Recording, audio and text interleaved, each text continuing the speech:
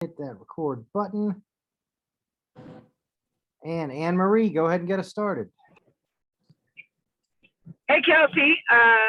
I'm wondering, now that we're this deep into the season, if you can reflect back on when Bill informed you of your new role coming off the bench, what your thoughts were at that point, and how you feel about it now that you are having such an incredible impact every time you come in the game from the bench.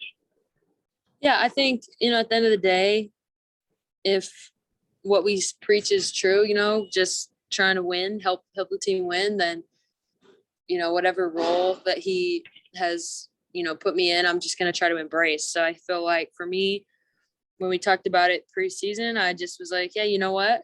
I understand the benefits of coming in with the second group, and, for me, I have enough stamina to stay in the rest of the game. So I think I've just learned to embrace it and am just doing what I can to, keep us on top. Do you embrace it? I get that. Do you enjoy it now? Because you know that when you come in, it's like the heat gets turned up in a way. And so it's like kind of putting the screws to people when you walk on the floor. I'm wondering, like, is there some satisfaction in that moment for you when you're like, now it's going to get worse for you? Yeah, I think that it's tough. As a competitor, I want to be out there all the time. So I think that starting the game you take a lot of pride in starting the game. But I think I take even more pride in finishing. So as long as I'm out there in the end, that's really why that's what keeps me going. But yeah, I definitely think strategy-wise, coming into the game, completely changing the pace, feeling like, you try to almost like slap people in the face in terms of like what just happened, that's definitely, I like to see that. And for sure. Hold on one second.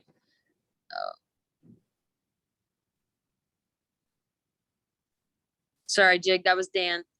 Not a problem. He's tough to deal with. I understand.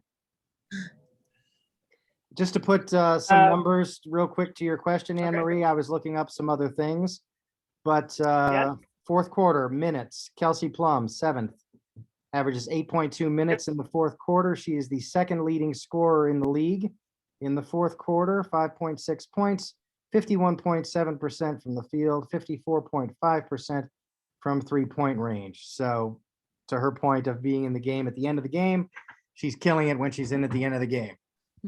Thanks, yes. Jiggy. And Carolyn and I want all those numbers. Carolyn and I were talking about that the other day, that Plum finishes the game. So I'll get those numbers from you. Thank you so much. Yep. And then one more, Plum, you guys are facing Connecticut now for the third time. Lost the first two. They're an incredibly tough team. What can you guys do this game to be disruptors and take one from them? Yeah, I think for me, I watched both of those games. I didn't get to play in both of them. So it's tough. It's tough to watch, and they're a really good team that execute very well, and they don't make mistakes. Like, you're going to have to beat them. I think similar to a Seattle, they're not going to turn it over a ton. Defensively, they're going to execute their game plan.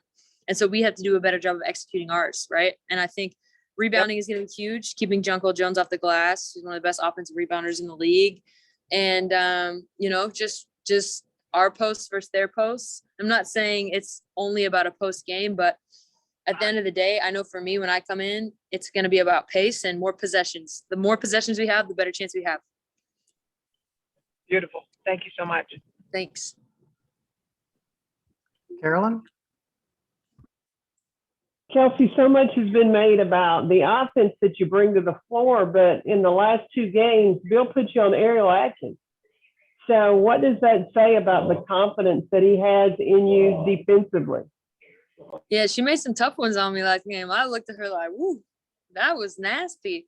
But I think overall, I take pride in that. I try to guard whoever I'm playing. Raquana and I kind of split the assignment of whoever the other guard is on the other team, defending them, whether that's Jewel or Ariel Atkins or, Bonner is a little bit of a mismatch because she's, a little bit taller than I'd like. But for a lot of those games, I think, Bay and I take the split. Whoever's in, or, you know, half the time if we're in together, we'll split it.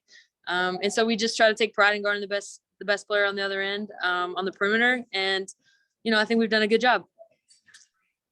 Not saying that you weren't tough before the 3-on-3, but that experience, I mean, that's almost like you went to UFC fighting, because there's another level of toughness. Do you think you gained that from that 3-on-3 experience?